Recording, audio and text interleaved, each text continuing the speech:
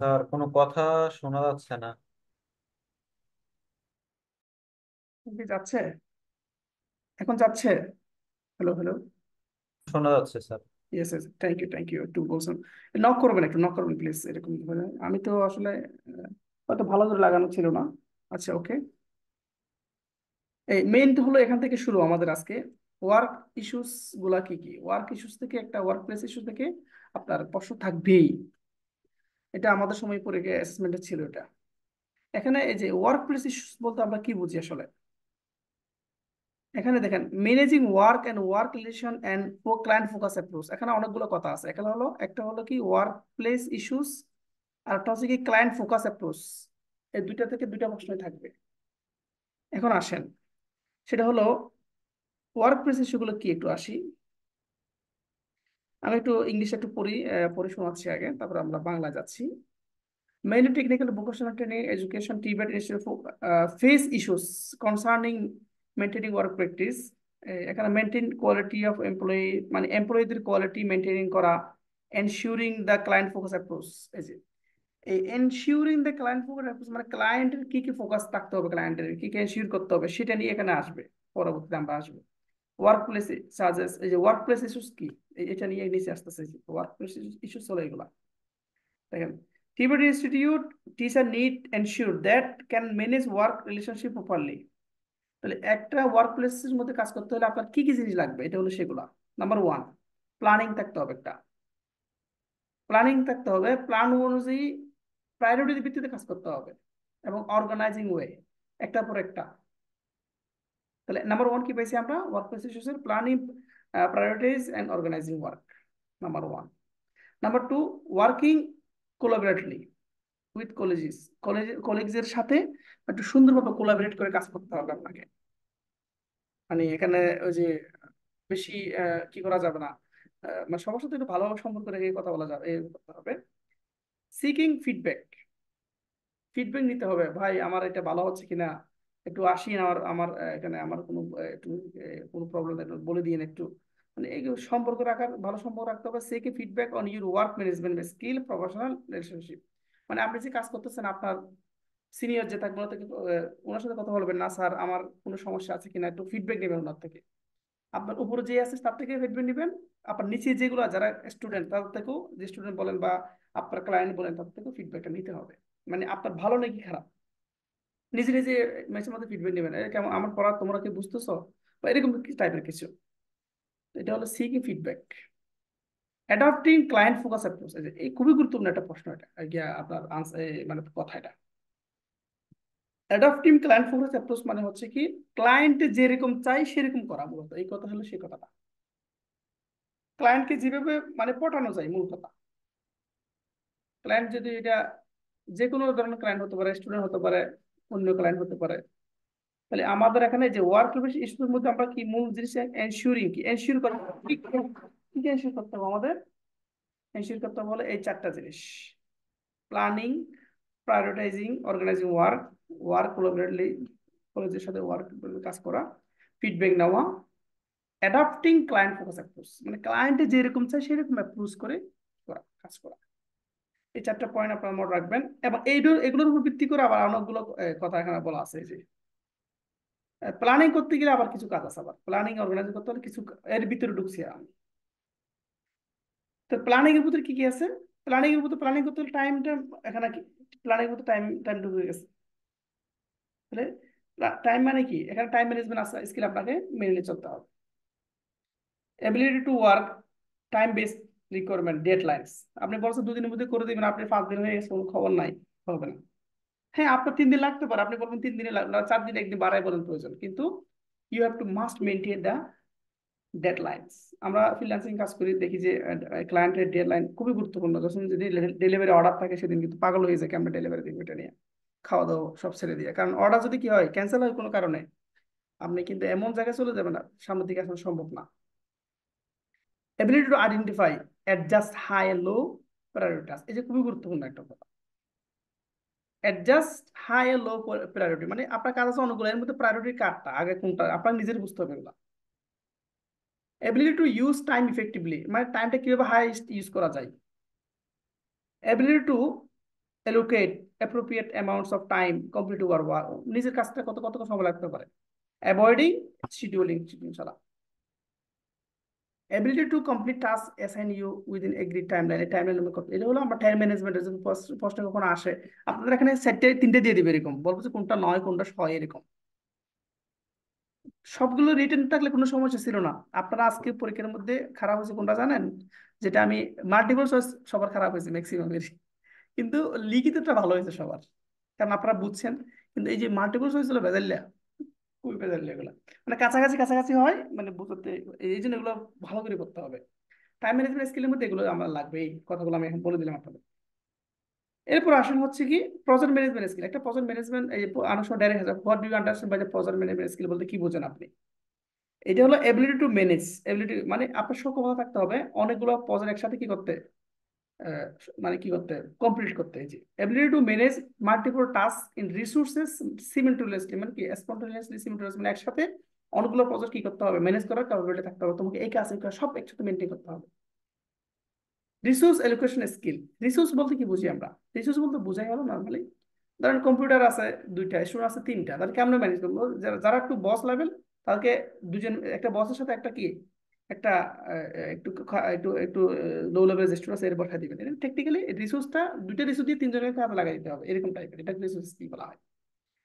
তাহলে আমরা দেখি একটু, ability to determine positive requirement by breaking them down into the task, identifying the equipment and material people need. মূলত এই কথাটা হচ্ছে কি বলছে যে, মানে রিসোর্স এলোকেশন স্কিলটা হচ্ছে কিরকম, মনে করেন আপনাকে আনসারটা এটা দিয়ে দিবে, এই আনসারটা পুরোটা দেখে উঠাই দিবে, তখন বলবো যে এটা কি, এটা কি, এটা কি বুঝো, what to understand by this, this এটা কি, এটা আনসারটা হবে এটা, আপনাকে এই উপর 2টা দিয়ে দিবে, মাঝখানটাও দিবে, তখন আপনাকে বুঝতে হবে যে এটা কি আসলে। এই জন্য একটু লাইন বাই লাইন পড়তে হবে। ability to determine project requirement, মানে প্রজেক্ট রিকোয়ারমেন্ট অনুযায়ী আপনাকে কি করতে হবে, বাই ব্রেকিং মানে ভাঙতে হবে, breaking them down into task, মানে অনেকগুলো কাজকে ছোট ছোট কাজে ভাগ করতে হবে, এরপর ইকুইপমেন্ট ভাগ করার পরে আস্তে আস্তে কাজে লাগাইতে হবে। এখন আর কি আছে, resource allocation, ability to take advantage of available resources, advantage নিতে হবে, অ্যাভেলেবল রিসোর্স বেশি থাকে সেক্ষেত্রে অ্যাডভান্টেজ নিতে হবে, এগুলো হলো রিসোর্স স্কিল। আর একটা রিসার্চ স্কিল, দুটো দুই দেখেন, রিসোর্স স্কিল এক জিনিস, রিসোর্স এলোকেশন এক জিনিস, একটা রিসার্চ এটা আরেকটা জিনিস, দুটো দুই এক জিনিস। এটা হলো ability to collect, analyse, understand, মানে আমরা বুঝা বিভিন্ন জিনিসগুলো নিয়ে, এটা হলো সেটা বলছে এখানে। ওকে, আমরা মোটামুটি এটা দেখছি। টু ওয়ার্ক এফেক্টিভলি, যেখানে এটা এই পয়েন্টটা একটু পড়বেন আপনার ভালো করে, এটা খুবই গুরুত্বপূর্ণ একটা point. To work effectively training and assessment organisation, এই জিনিস অনেক সময় এটা একটা ইফেক্টিভলি ট্রেনিং অর্গানাইজেশন কত কি কি লাগে, you must know continually assess reassess in your workload, আপনার ওয়ার্ক যা আছে তার অ্যাসেস করতে হবে, রিঅ্যাসেস করতে হবে, মানে কি নিজেরা দেখতে হবে আমি এটা বেশি হয়েছে না কম হয়েছে কিনা নিজের ইয়ে, অ্যান্ড সিক গাইডেন্স সাপোর্ট, সবার সাপোর্ট ইয়া করতে হবে। হয় ওয়ার্ক ইস্যুস অ্যারাইজ, কোনো ওয়ার্ক ইস্যু নিয়ে কথা বলে, লোড বাড়ে যায় কমে যায়, এগুলো নিয়ে তখন এইতে হবে, মানে specially those related to time pressure, work overload.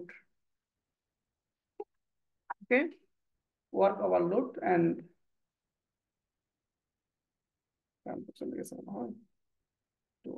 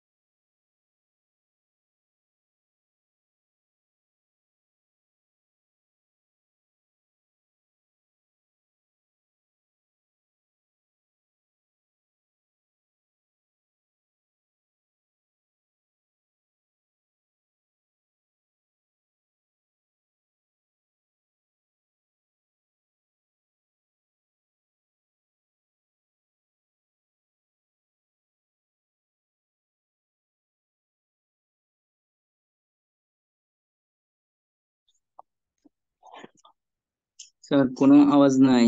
ওরে sorry sorry sorry sorry sorry, আরে আচ্ছা ঠিক আছে, এখন আসছে আবার, তাহলে আবার বলি একটু এই জিনিসটা। এমপ্লয়াবিলিটি স্কিলটা আছে, এমপ্লয় এবিলিটি স্কিলটা একটু বলতেছি আমি। যেটা এমপ্লয়াবিলিটি স্কিল হচ্ছে, স্কিল যদি আসে অ্যাসেসমেন্টে সেই ক্ষেত্রে আপনারা মনে রাখবেন এমপ্লয়াবিলিটি স্কিলের মধ্যে কি কি আছে। কমিউনিকেশন থাকবে, নাম্বার টু টিম ওয়ার্ক থাকবে, number three problem solving skill থাকবে, number four initiative and enterprise থাকবে, তারপরে সেলফ ম্যানেজমেন্ট স্কিল এগুলো থাকতে হবে, লার্নিং 5 নম্বর, 6 নম্বর টেকনোলজি। এইগুলো পয়েন্টগুলো থাকলে সেটা হবে এমপ্লয়াবিলিটি স্কিল। না এগুলো কি স্যার, এগুলো কি জিনিস আসলে একটু বলি আমি। এটা হলো এমপ্লয়াবিলিটি স্কিল আর skill required not only the gain, শুধু শুধু চাকরির জন্য লাগবে সেটা না, এই কথাটা বলছে, বাট অলসো প্রোগ্রেস উইথ, মানে প্রোগ্রেস করতে হবে নিজের একটা ভালো জায়গায় যাওয়ার জন্য। এন্টারপ্রাইজ, এন্টারপ্রাইজ মানে এখানে শুধু যে আপনি চাকরি করবেন সেটা না, আপনাকে উদ্যোক্তা হতে হবে, এরকম টাইপের হয়ে যেতে হবে, মানে আপনি নিজে একটা ব্র্যান্ড হয়ে যাবেন আস্তে আস্তে। Employability skill are also sometime refer to as a generic skill বলা হয়, ক্যাপাবিলিটিস বলা হয়, যে কর্পোরেট বলা হয়। তাহলে এমপ্লয়াবিলিটি স্কিল বলতে আমরা এগুলো বুঝি। কমিউনিকেশন আবার ভাগ করছে, দেখেন কমিউনিকেশন গুলো কি কি। Interpreting needs of client, client কি চায় সেটা আপনাকে জানতে হবে, ইন্টারপ্রেট করে জানতে হবে। ইউটিলাইজিং মানে আন্ডারস্ট্যান্ডিং করতে হবে, রেঞ্জ অফ কমিউনিকেশন স্কিল আপনার এটা রাখতে হবে। রাইটিং হ্যাজার্ড, কোনো প্রবলেম আছে কিনা, ইনসিডেন্ট গুলো রিপোর্ট করতে হবে। Using effective facilitation and interpersonal skill, facilitate মানে ফেসিলিটেশন, আমরা ফেসিলিটি বলি না, ফেসিলিটেশন শব্দটা আসছে আসলে, এটা হলো বডি ল্যাঙ্গুয়েজ, এগুলো বোঝাচ্ছে।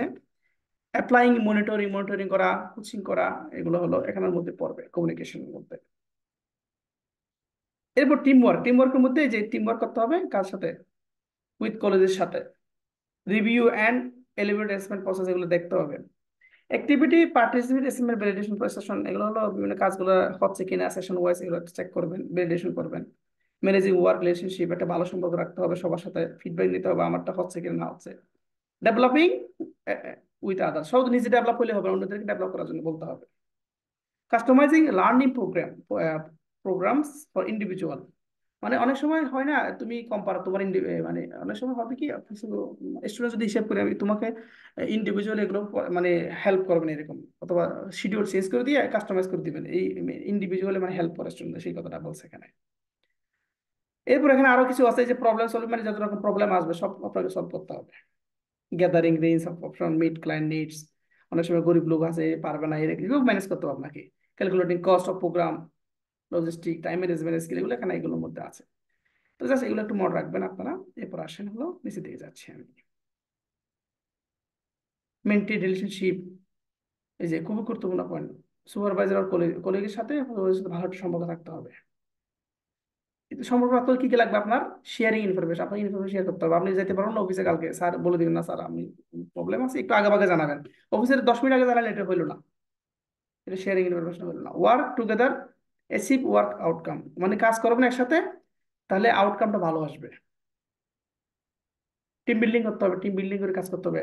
10 মিলে করে কাজ হার জিতে হলে যে team works well when all the team members work together, যখন একসাথে কাজ করবে তখন দেখবেন যে যে কোনো অসাধ্যকে সাধন করা সম্ভব।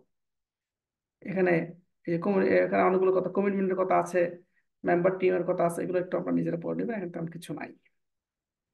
এই যে এটা গুরুত্বপূর্ণ একটা পয়েন্ট, এই যে checking feedback on work management skill professional relationship. দেখেন আমি যদি আমাকে টেস্ট না করি তাহলে কে করবে। আমি নর্মালি যখন ক্লাস নিই বিভিন্ন সময় আমি নিজেকে স্টুডেন্টকে বলি, মানে স্টুডেন্টকে কাগজ দিয়ে দেখি তো এদের এখানে কত মার্ক দেওয়া যায় আমার দেখো তো, এরকম করে করে নিজেরা টেস্ট করি নিজের আগে। মানে জিনিসটা এরকম আপনারা করবেন, এই যে সেটা হলো সেটা হলো এটাকে সেটাকে বলা হয়েছে সেকিং ফিডব্যাক, মানে ফিডব্যাক চাওয়া, ওয়ার্ক ম্যানেজমেন্ট স্কিল, আপনি যে কাজ করতেছেন এটা হলো প্রফেশনাল একটা রিলেশনশিপ। এই যে ability to work relationship feedback your professional performance in essential skill for every one individual, মানে প্রত্যেকটা কাজের ক্ষেত্রে আপনাকে অবশ্যই কি কি করতে হবে, ফিডব্যাক নিতে হবে। ওরা খারাপ বলুক তারপরে এটা খারাপ হিসেবে নেবেন, পজিটিভলি নেবেন।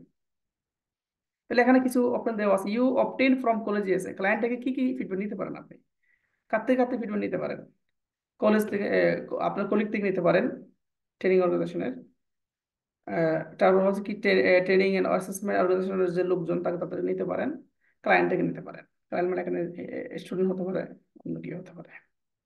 ক্লায়েন্ট ফ্রম গভর্নমেন্ট তো নিতে পারেন, ইন্ডিভিজুয়াল লার্নার থেকেও নিতে পারেন, ক্যান্ডিডেট অ্যাসেসমেন্ট থেকে আপনি ফিডব্যাক নিতে পারেন। এই যেটা খুবই গুরুত্বপূর্ণ, এটা পরীক্ষা আসছিল এই প্রশ্নটা। Maintain client focus approach. Client focus approach বলতে কি বুঝি? মূলত হচ্ছে একটা ক্লায়েন্ট, একটা স্টুডেন্ট আমাদের এখানে ভর্তি করানোর জন্য যা যা দরকার, অথবা আমার এই ব্যবসার মধ্যে একটা মানে প্রোডাক্ট সেল করার জন্য যা কিছু দরকার, এটা ক্লায়েন্ট ফোকাস। তাহলে কি কি আছে দেখি একটু।